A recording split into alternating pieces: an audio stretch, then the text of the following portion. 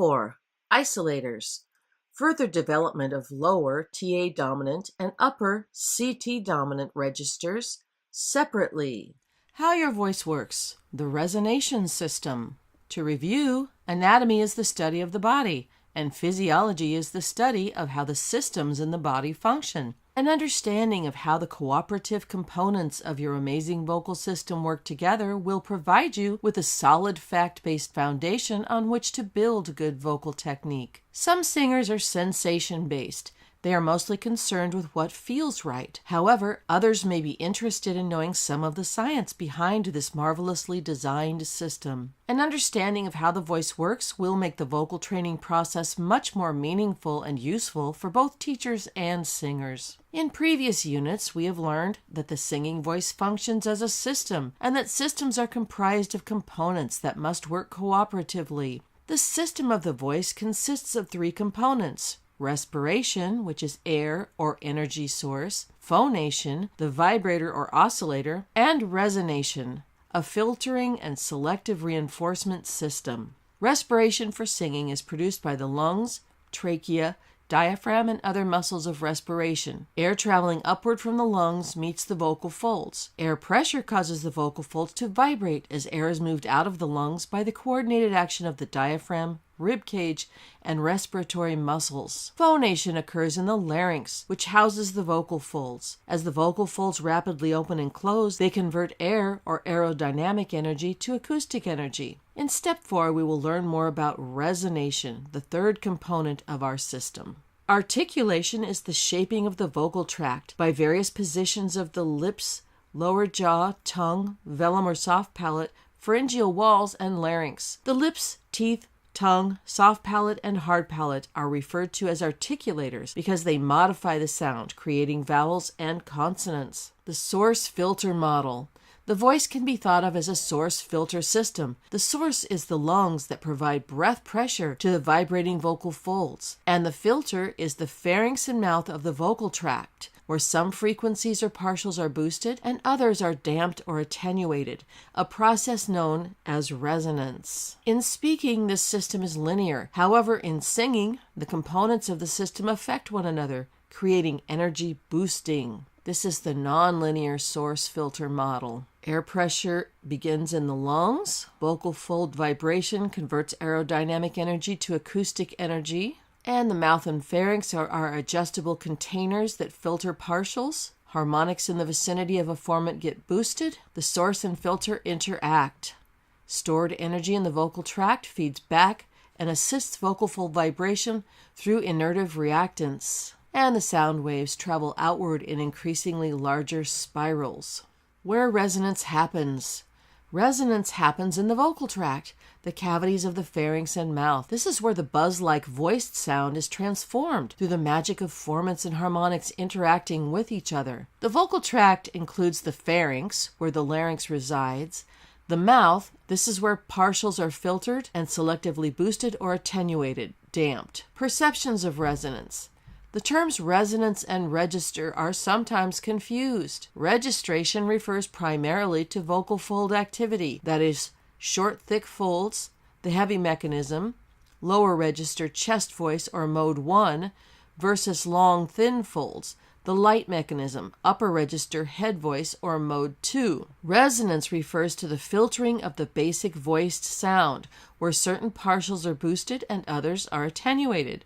However, registration and resonance affect one another. Sensations experienced during singing have, over time, generated terminology that is misleading because it is based on subjective experience rather than science. Singers typically feel vibrations in the chest cavity while singing low notes, and consequently refer to the lower pitches as their chest voice or chest register. However, the voice is not resonating in the chest cavity.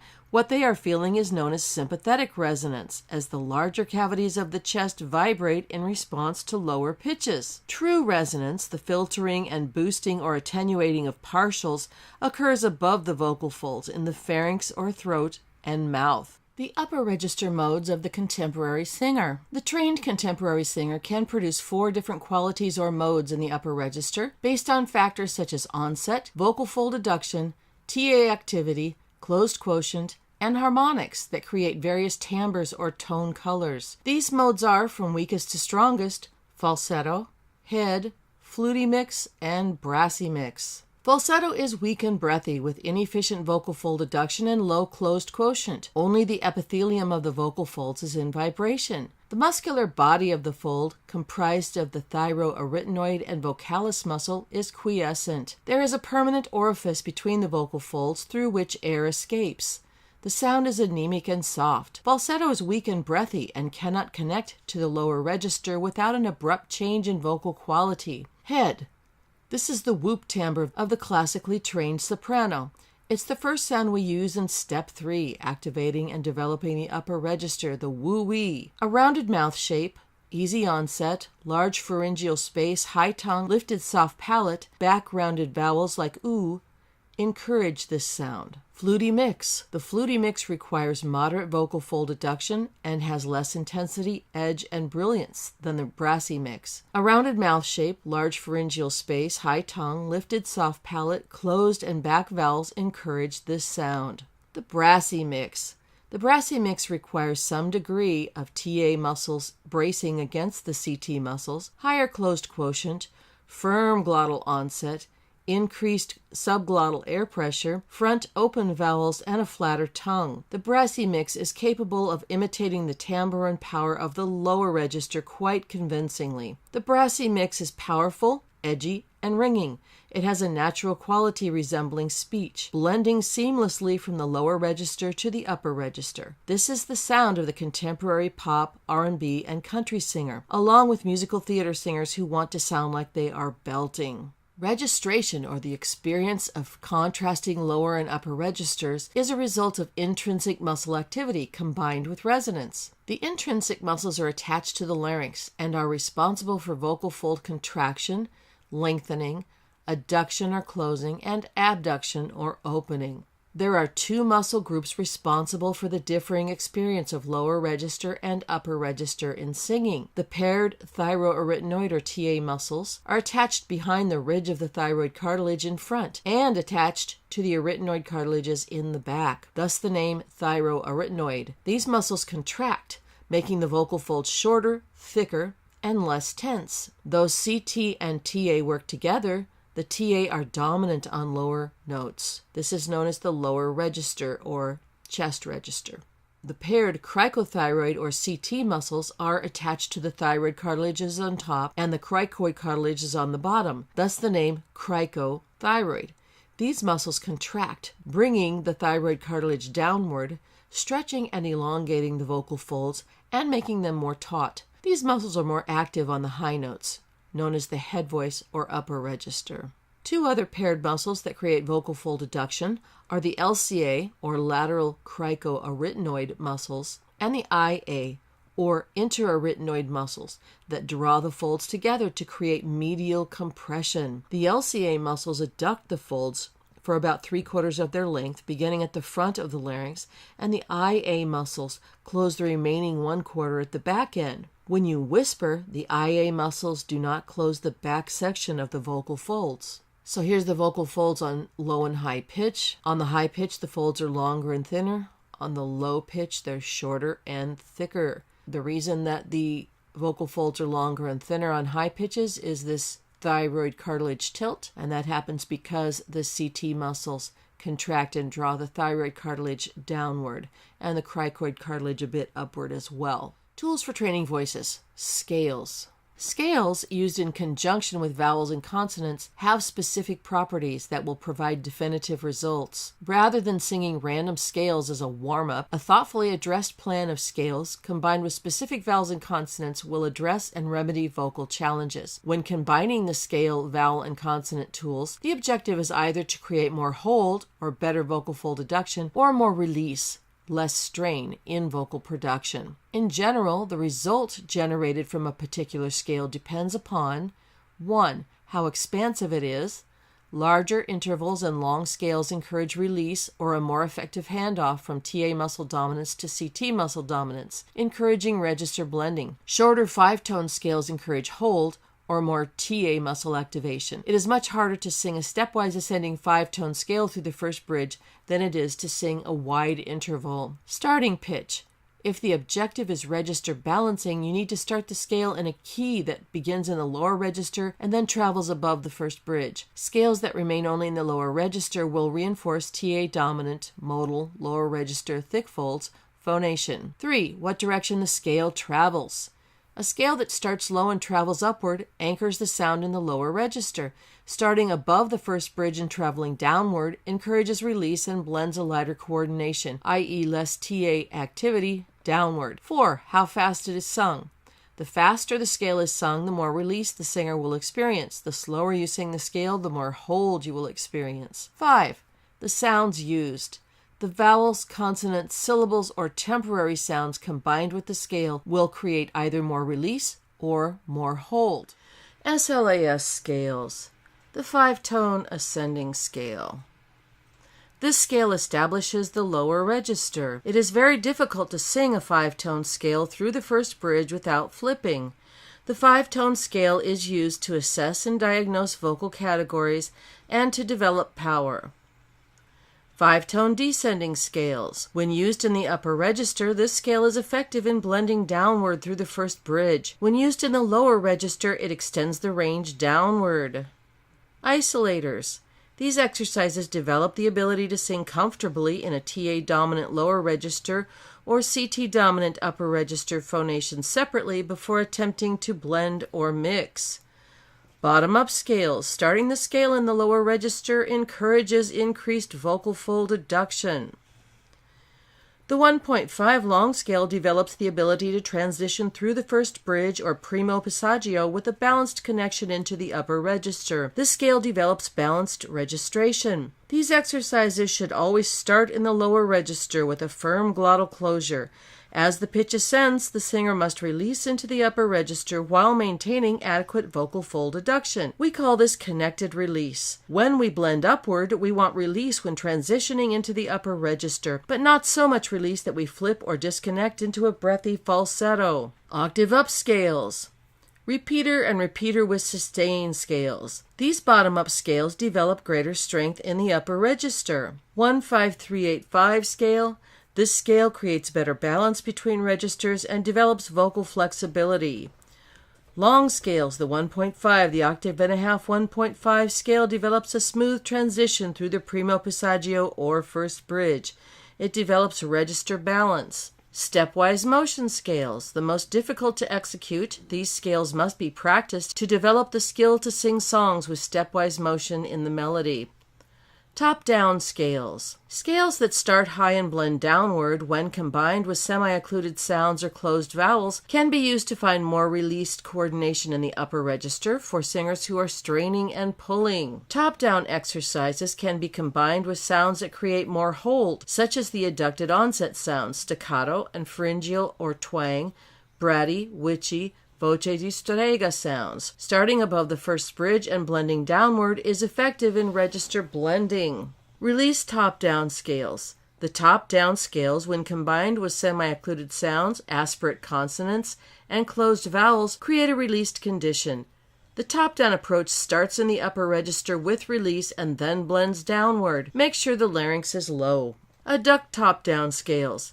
Top-down scales combined with open vowels, adducted onset, staccato, or voiced stop consonants create more vocal fold adduction or hold in the upper register, which is then blended downward to eliminate the break at the primo passaggio or first bridge. Flexibility scales. These scales develop the vocal agility to execute runs, trills, and stylistic melismatic singing for singers who want to riff and run. They are also important for singers of every genre and style to maintain vocal balance and the health of the voice. Blues and pentatonic scales. The blues and pentatonic scales develop the ear training necessary to execute runs, trills, and stylistic melismatic singing for gospel, R&B, and other contemporary riffs and runs. The pitches for the blues scale, when compared to the major scale, are 1, flat 3, 4, sharp 4, 5, flat 7. The major pentatonic pitches compared to the major scale are 1, 2, 3, 5, and 6. Many of the riffs and runs that commercial singers are singing today originate with blues or pentatonic scales. Practice the scales in every key. You should be able to play the scale without looking at the keyboard and while carrying on a conversation with the student. Set a metronome when you practice these scales. Start slowly and work your way up to faster tempos. Teaching the step. The objectives of Step 4. Further development of TA dominant lower register phonation and CT dominant upper register phonation separately, increasing the student's ability to access the lower and upper registers at will. Objectives by vocal category. 1. All vocal categories need better vocal fold deduction in the upper register. 2. All vocal categories should sing with a slightly imposed larynx on the round 1 exercises. 3. Undeveloped and unbalanced light lower category singers will tend to decrease vocal fold adduction when singing from high to low. In other words, they try to bring the upper register down too low. Make sure they are fully in the lower register on the low pitches. Objectives by round. Round 1. Beginning. The student will improve vocal fold adduction in the upper register with voiced stop consonants like G and B, G, B, and imposed larynx sounds, and will improve register balance by singing with equal strength in the lower and upper registers. Round 2, intermediate. Students will improve vocal fold adduction and register balance with slide exercises. Round 3, advanced. Students will improve vocal fold adduction and register balance with pulse exercises.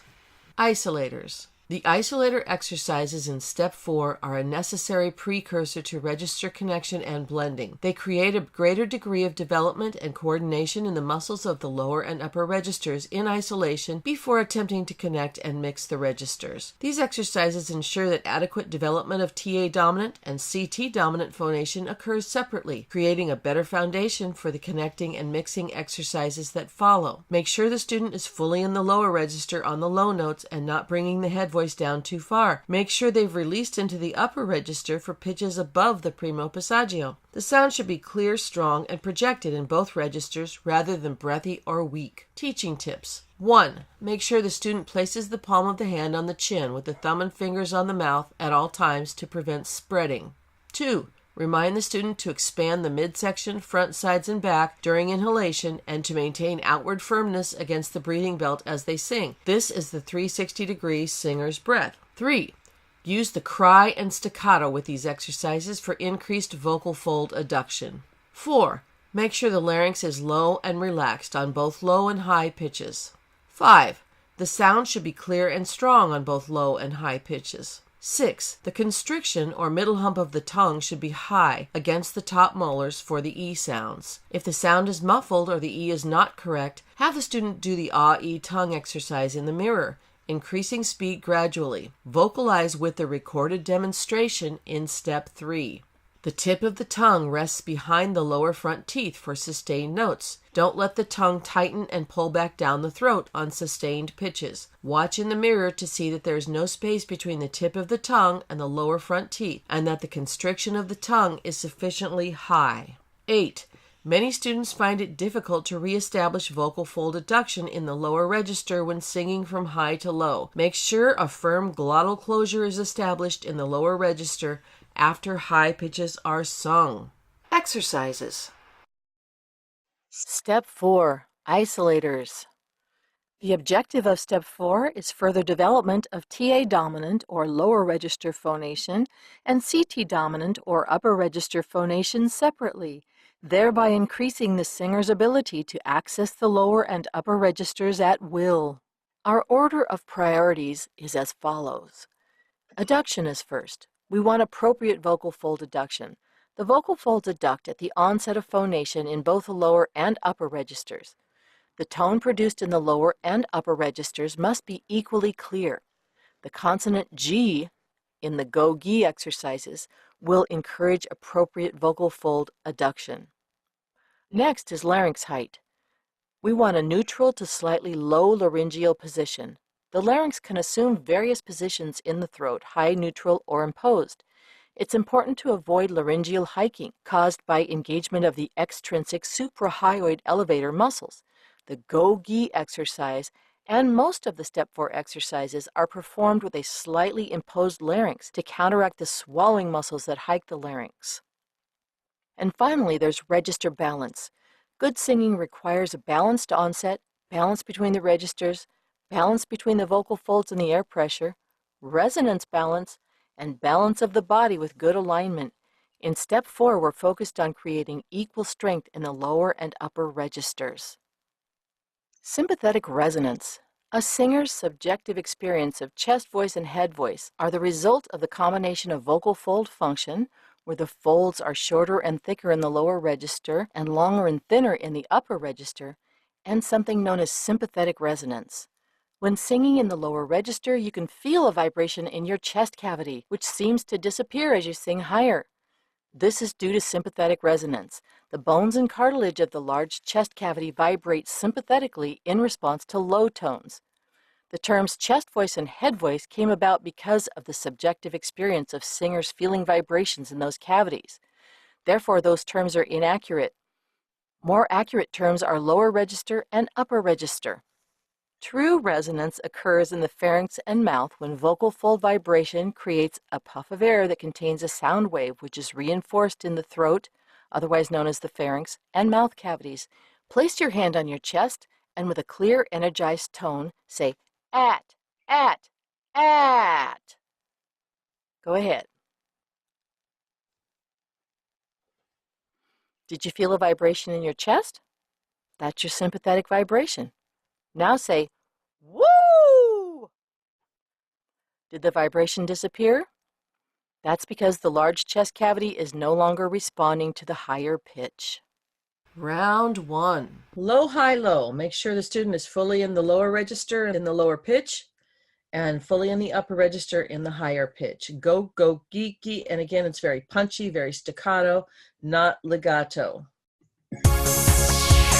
Go, go, geek, go. Now, we're going to reinforce the development of that high note. Go, go, geek, geek, geek. Round 2. Round 2, intermediate exercises. We're going to introduce some sliding. Yo, oh, oh. E, e, e. And the whole step, half step exercise. Yo.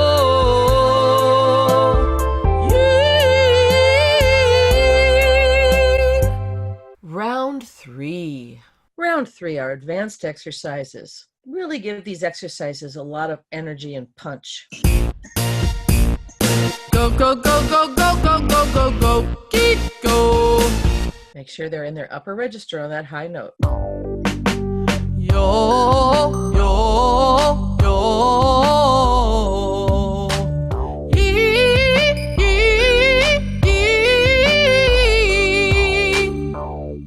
This one, it can be challenging for students. Sometimes I have them just, kind of call it out. Yo, just like we do with the vibratos. Yo, okay? It's not yo, no, it's yo. Pulse it. Yo, oh, oh, oh, oh.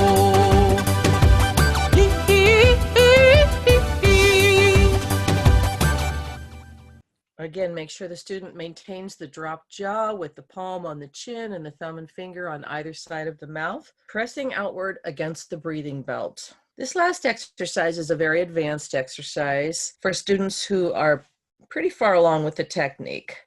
The idea is to make the lower and upper notes equally strong. Go, go. Go,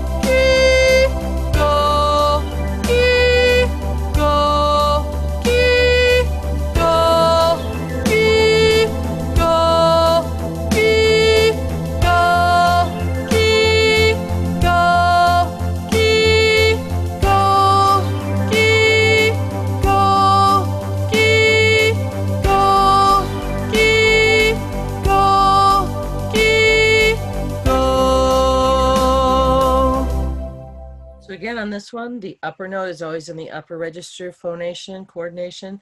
The lower note is always in the lower register, but the idea is to make them sound as if they're all one. A great way to do this also is na na na, things like that, once they can do it on go and gi. And once you achieved these skills, it's time to move on to step 5. This is where we begin to mix. Test your knowledge. To review, complete the Test Your Knowledge section in step 4 after reading the chapter.